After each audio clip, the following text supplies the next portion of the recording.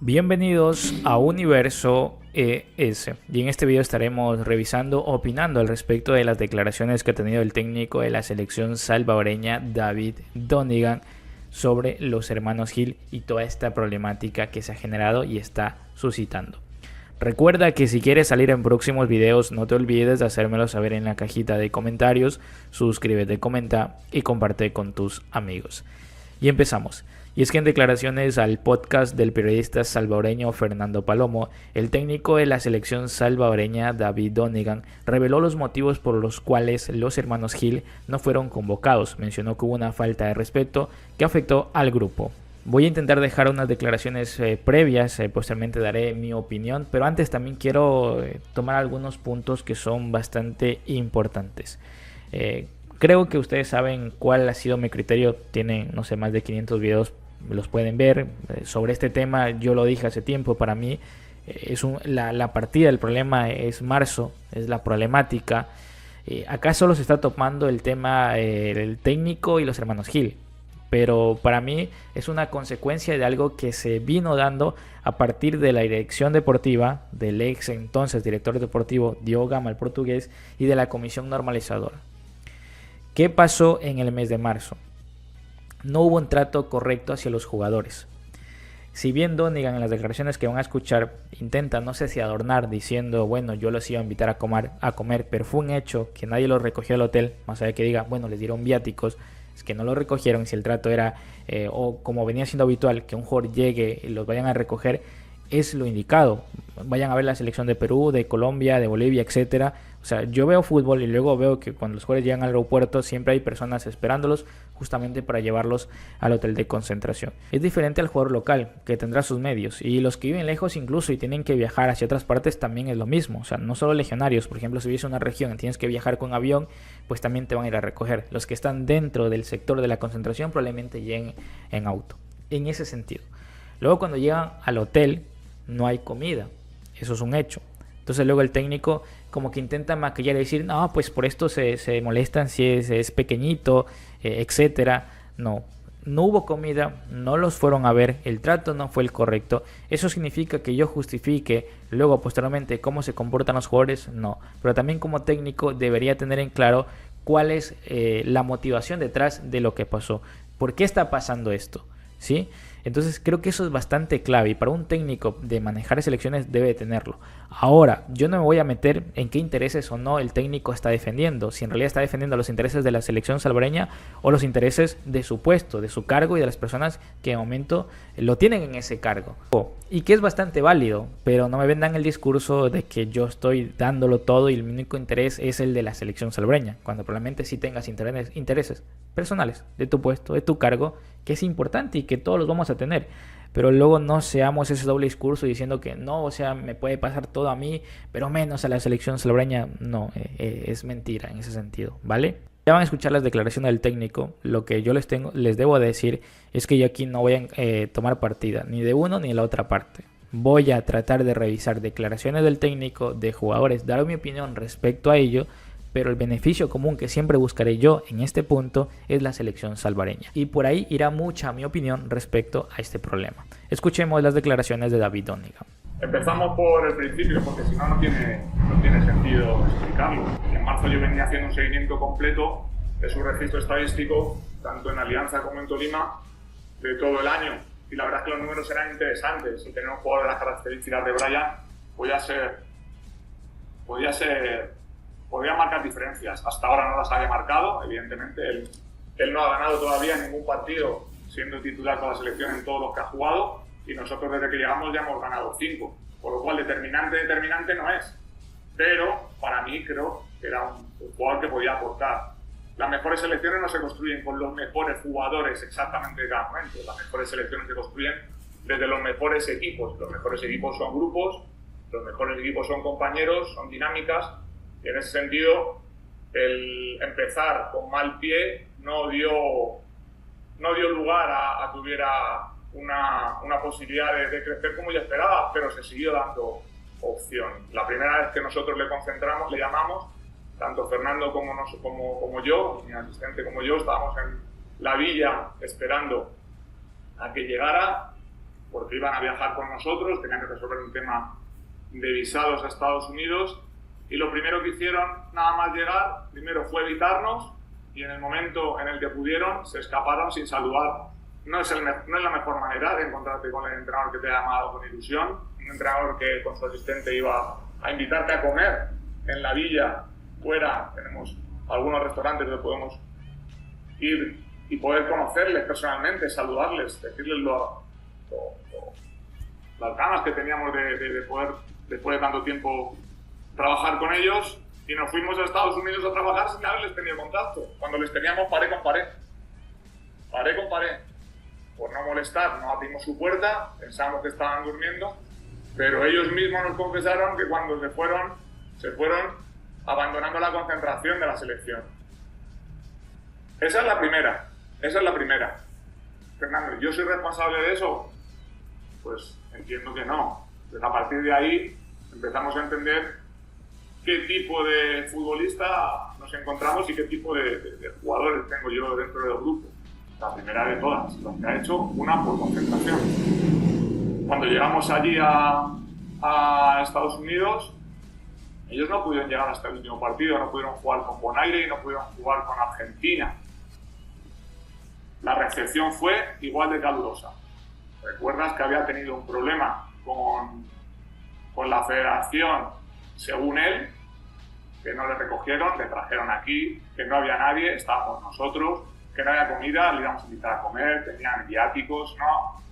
Los jugadores, sus compañeros llegaban a las 3 de la tarde, se les puso a un preparador físico a su disposición toda la semana y rehusaron trabajar con él porque no les apetecía, porque no les gustaba, todo eran problemas. Y cuando llegaron allí, nosotros, Fernando y yo, les recibimos con cariño, les sentamos en nuestra habitación y le dijimos, aquí estamos, por fin, y vamos a trabajar juntos, este es nuestro modelo de trabajo. Ahí nos confesaron que se habían ido, son ellos mismos los que nos lo dicen, así que no podéis dudar de mi palabra porque ellos mismos fueron los que se confesaron, y nosotros, en aras de entender que fue una situación que podía haberse manejado porque ellos tuvieran, por lo que sea, que fueran tímidos, lo que sea. Yo tengo, para que lo sepas, la habitación de mi despacho o habitación en la federación abierta desde que llego por la mañana a las 7 de la mañana hasta que me marcho, para que todo el mundo me tenga a su disposición si necesita algo,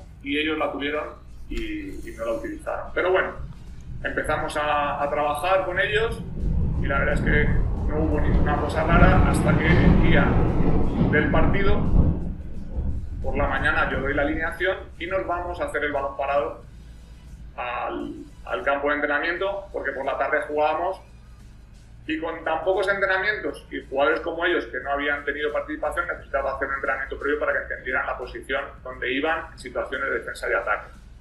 Pues como el menor de los hermanos no estaba en la alineación titular, saboteó el entrenamiento, desapareció, apareció, se fue de un lugar a otro, no calentó, estuvo merodeando cerca de los compañeros para parecer que él estaba, pero a la vez que se viera que no estaba, participar, pero a la vez que no participase.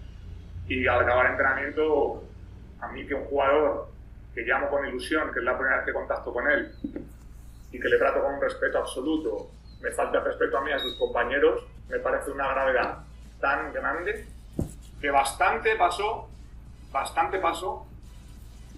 poco pasó para que yo por la tarde, para no montar un quilombo y para no generar un problema mayor, se lo comuniqué a los capitanes y decidimos que todo fuera normal, porque con todo el quilombo que había afuera no era de ley que pudiéramos hacer que la leña ardiera más de lo que estaba ardiendo ya. Y al final jugaron los dos, uno fue titular, el otro fue suplente, jugó minutos, se despidió. Es cierto que me pidió disculpas, eso es de ley. Ayer me pidió disculpas y se despidió con ese respeto. Eso no quiere decir que no sea una falta grave que no se puede dejar pasar, porque el grupo está por encima de todo y nadie tiene el derecho a hacer ver a los demás que es alguien superior, más cuando encima con una situación nueva no entendimos muy bien a qué venía, ¿no? Y creo que se pasó de la raya y eso a veces es eliminatorio. Solicitó personalmente que por favor quería hablar con nosotros porque necesitaba que ayudáramos a sus hijos. Y después de esa conversación que pidió expresamente que gracias por abrirnos nuestro corazón, no dijésemos nada públicamente, él ha sido el que ha hecho pública parte de la conversación y encima mentira. Por lo cual ya diré yo cuando sea conveniente para todos, por los intereses de todos y para no alterar algo tan importante como es lo que tenemos por delante, que es una clasificación para Copa de Oro, lo que fue la verdad de esa conversación, porque me parece poco ético. En mi cabeza no entra el que yo hable una conversación privada y hacerla pública, y si encima me lo piden, mucho menos. Pero él mismo me confesó que lo que hizo Mayer no tenía perdón y que él mismo le dijo a Mayer que por eso que había hecho, lo más normal, lo más lógico, es que no volviera nunca a la selección. Y se lo dijo su padre. Entonces, nosotros hemos seguido trabajando con Brian. Brian ha venido en una ocasión, no pongo en duda que estuviera lesionado en junio, pero no se hicieron las cosas como es adecuado y tampoco movimos nada.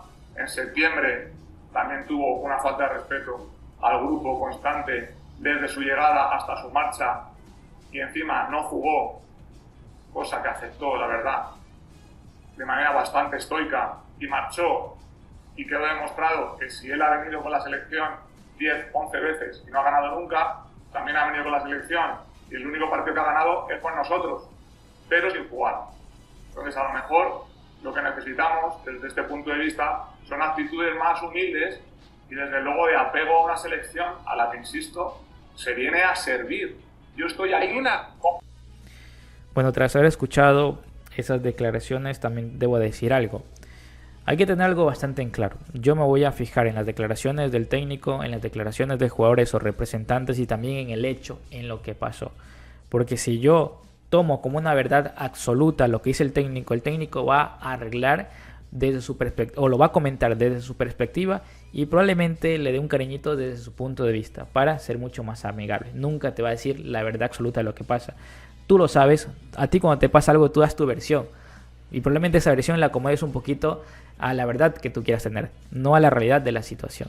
Lo mismo va a pasar con los hermanos Gil y también con el representante, al igual con el técnico. Entonces, para no caer en ese punto, voy a ver los dos, voy a unir los puntos en que compaginan las dos historias y también el hecho de lo que sucedió. ¿Qué variantes tengo yo? Que todo esto viene ocurriendo a partir de marzo. Evidentemente, al cambiar de técnico hay un malestar, pero no hay un malestar porque sea el técnico Hugo Pérez, sino que hay un malestar porque la federación no estaba haciendo las cosas bien y era evidente para nosotros como también para los jugadores. A partir de la salida de Diego Enríquez, la selección decayó muchísimo en el aspecto administrativo, en las formas en cómo trataban a los jugadores, porque ya no había ese hombre, esa persona que sea el nexo.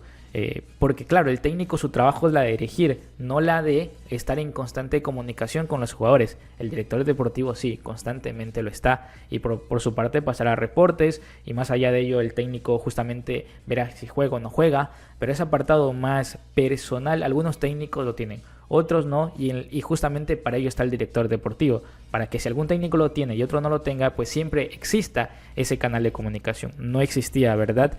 Y luego en marzo surge esta problemática. Primero, no hay un trato correcto hacia el jugador. Me puede decir que es poco o mucho lo que ha pasado o que para ti es significante. Lo que es un hecho es que no hubo un trato correcto hacia el jugador.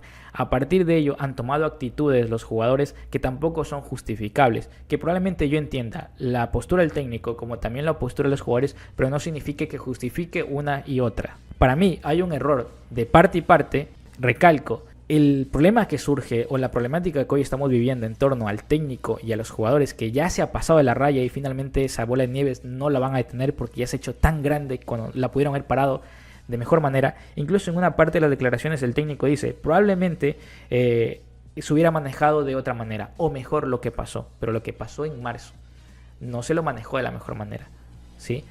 Tampoco no se puso un límite a eso, no se encontró la resolución y finalmente se fue estirando al jugador como al técnico y al final se estiraron, soltaron y se chocaron en esa mitad y fue fuerte el choque, que es lo que estamos viviendo ahora mismo. De parte y parte se fueron estirando, ¿sí?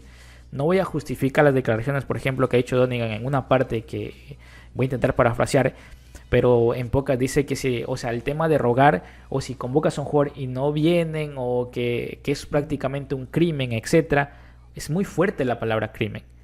Si un jugador no viene o viene a la selección, tendrá sus motivos, podrán ser válidos o no, pero hablar de crimen me parece demasiado fuerte. Y para una persona que dice que es docente y justamente ha leído muchísimo en el sentido de poder manejar grupos, personas, etcétera, que utiliza esa palabra es prácticamente sentenciar algún canal de comunicación que brevemente uno hubiera pensado que hubiera quedado en base a esta problemática de hermanos Gil y técnico. Ahí me parece que va con todo. También las declaraciones que emite posterior a perder un partido polémico ante San Vicente, polémico porque es de las peores derrotas que hemos tenido. Me dices, Hugo Pérez perdió con Martinica y con Nicaragua, pero los niveles y las convocatorias a esas selecciones están por encima de San Vicente. No sé si sea la peor porque también hemos perdido con otras selecciones del Caribe, pero sí es una de las peores derrotas que hemos tenido. Probablemente esté en ese top 3 de las peores derrotas que hemos tenido. Y ahí está el nombre de David Donigan. Y por eso le fueron a achacar la prensa y también el aficionado. Y me parece que ahí el técnico no manejó correctamente esas críticas y luego termina de saltar a dar estas declaraciones como diciendo me critican por esto pero ¿por qué no critican lo otro? Me parece un poquito inmaduro porque en su momento cuando se le consultó el técnico no habló con la verdad absoluta sino que intentó decir otro tipo de cosas y ahora ¿por qué las da? ¿Por qué no las da en noviembre probablemente cuando se clasifique, cuando se gane, sino que las da en este momento? El momento sí es criticable cuando da las declaraciones, no porque no las debería haber dado, las tenía que haber dado, pero hace rato. ¿Por qué no las dio en ese momento? ¿Y por qué las da en este momento? Complejo por las críticas que le están cayendo. Esa primera es mi duda. En segunda partida, voy a decir, las actitudes que han tomado los jugadores en base a esta problemática, recalco, no se van a justificar, no se justifican. Han actuado mal, evidentemente lo han hecho mal. Lo reconoce el mismo padre, el jugador de charla y charla, lo que dice tanto Donigan como lo que dice el padre, en el caso de Mayer muy en específico, que se equivoca, por lo que ya ustedes escucharon, le pide disculpas al técnico, pero el técnico decide que a partir de ahí ya no es convocable. Final del tema.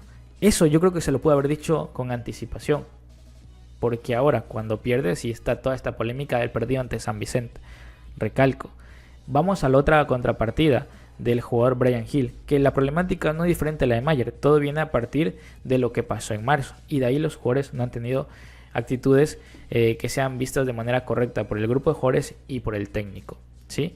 Pero el técnico luego sale a decir que prácticamente había algo tácito entre que sean los 3 jugadores convocados cuando es falso. Primero dice que el padre miente, pero ¿de dónde saca eso de que entre comillas había un acuerdo para que los 3 jugadores sean convocados? No había nada firmado porque se lo pregunta a Palomo y él nunca afirma que dice que había un papel firmado y es loquísimo que la federación firme algo de esto o etcétera. Probablemente el padre le dijo, mire, en su momento incluso iban los 3 jugadores convocados, yo qué sé. Por ahí puede haber habido la charla. Donigan dice que no, que es un acuerdo básicamente, cuando es mentira y se lo puedes mentir. En su momento, Mayer Gil ni siquiera era el jugador habitual y titular para Gerson Pérez, porque Gerson decía que tenía mucho talento Mayer, pero que defensivamente tenía que trabajar diferentes aspectos. Por eso incluso en selección sub-20, Mayer en los primeros partidos no era titular. Incluso para la Dallas Cup no lo lleva Mayer Gil, lleva a otros jugadores. Ya para el torneo final, haciendo el balance, lo lleva a Mayer, que poco a poco se comienza a ganar la titularidad en esa selección sub-20. Pero es mentira de que los 3 tengan que jugar, que tengan que ser titular, etcétera, porque incluso en selección mayor con Hugo Pérez, Mayer no era titular, era su revulsivo Mayer Gil, y el técnico lo dijo, Mayer tiene que mejorar si quiere ser titular, porque tiene que mejorar el aspecto defensivo. Ahí está, a las pruebas me remito. El único titular indiscutible para la selección siempre fue Bryan Gil, por las condiciones y por los números que maneja en el Tolima, que son muy buenos, y por el nivel competitivo. Ningún jugador se puede igualar al nivel competitivo de la Liga de Colombia y a las estadísticas o a los números que tenía, dado el momento que vivía el jugador. Por eso era titular indiscutible para Hugo Pérez, se justificaba. Luego en su momento cuando llevaba a Christian Gil, el otro hermano, que tampoco el profe Hugo Pérez siempre lo convocó, creo que lo convocó 1 o 2 veces sin exagerar, habrá que revisar, pero es mentira que se las convocó 20, 30 veces a los 3 hermanos. Creo que la única vez que fueron, incluso sacaron fotos, creo que fue una convocatoria y máximo 2, pero me parece que fue en una, cuando fueron los 3. Porque antes de los de Mayer y Brian, Christian era convocado, incluso algún partido contra Costa Rica, si no me equivoco, llegó a marcar gol. Nunca se discutió la convocatoria de Christian Hill cuando estuvo en la selección, porque por rendimiento se justificaba y luego en selección demostraba el porqué. En el caso de Mayer y Brian Hill de igual manera, nadie pone en duda la convocatoria porque cuando estaban en su mejor momento eran convocados. Brian era titular y Mayer era el revulsivo. ¿Por qué era el revulsivo, no era titular? Los técnicos siempre dijeron porque le faltaba aún en ese crecimiento. Y hay otro dato muy adicional, que en la época Rubén de la Barrera, técnico que estuvo 3-4 meses, no sé si en esa época estaba lesionado o tenían algo que ver, pero él no convocó a Christian Hill, tampoco a Brian Hill, y el único que convocó para un partido amistoso ante Curazao fue Mayer Hill. Y que tampoco creo que fue titular, lo hizo jugar al cambio si no me equivoco. Y a esto me refiero en no tomar partida, porque se está equivocando en las declaraciones David Donigan, en la forma de actuar. También se equivocaron los hermanos Hill. Significa que una de las dos actitudes debe justificarse en ninguna de las dos, porque son problemas que tiene el técnico y son los jugadores. No debe verse involucrada tomando el nombre de la selección para que así tú apoyes a una de las dos partidas. No, la selección es una cosa muy aparte, me la dejan ahí. Yo, desde acá, exigir a esta comisión que le den las herramientas necesarias. Lo dicho hoy, lo dije ayer, lo he dicho durante toda la semana pasada. Al técnico, con el cuerpo técnico, con analistas de videos, con todo lo necesario para poder competir. Porque ahí tengo un video haciendo esa crítica, porque no le tenían dado todas las herramientas. Eso sí voy a exigir, que se les dé el trato correcto a los jugadores. Ya han salido declaraciones que en su momento que se decía por el tema de que no había agua cuando estaba Roldán y Zabaleta, era porque la federación tenía una deuda con el tema del agua y por eso tenían que llegar con cisternas a llenarlas, con camiones a llenar de agua. Entonces, ¿a ti te parece correcto y exigirle a un jugador que te rinda cuando no le tienes la comida, cuando ni siquiera tiene agua para posteriormente un entrenamiento irse a bañar, entre otras variedades? No, ahí habrá que exigir y lo vamos a hacer, que se les den las herramientas, no solo al técnico, sino que también a los jugadores, porque a partir de ello viene la problemática. Ahora, a partir de esa problemática, las posturas y los egos y las circunstancias que han tomado cuerpo técnico y jugador tendrán que solventarlo ellos. Yo no voy a tomar partida de ninguna de las dos partes. Me parece que son temas solucionables, lo dije hace tiempo atrás, lo sigo manteniendo. Ya si entre ellos imponen egos y no lo hagan subsanar, me dirás, ¿quién tiene mayor o menor responsabilidad? Probablemente el que sea el mayor ahí, el que tenga la cabeza y el que está dirigiendo el proyecto. Pero tampoco es que es mucho. Hay una contrapartida ahí, que yo creo que sigue siendo subsanable. De momento lo veo muy difícil dadas las declaraciones y las circunstancias que se están dando, pero soy claro en decir que de parte y parte se han equivocado. Que puedo comprender los motivos de unos y de otros, sí, pero que eso no se justifica. Porque al final es la selección la que termina siendo la más complicada, la que termina siendo afectada en realidad. Porque el técnico se irá, dirigirá, el jugador seguirá jugando, etcétera, y si viene otro técnico probablemente volverá. Pero de momento es la selección salvadoreña la que se ve afectada. Recalco, para mí se han equivocado las dos partes. Es un problema que puede haberse subsanado en 1 o 2 días de una manera muy muy sencilla. Se dejó que esto corriera hasta que finalmente ninguna de las dos partes logró parar o se dio cuenta que tenía que parar, y al final reventó esta bomba de tiempo, que es lo que está ocurriendo en torno al técnico y a los jugadores. Porque si los jugadores no tuvieron las mejores actitudes o su comportamiento no fue el más maduro, pues hoy en día con las declaraciones de David Donigan tampoco lo está haciendo el técnico, tampoco lo está haciendo. Ahora sin más, yo me despido. Chao, chao.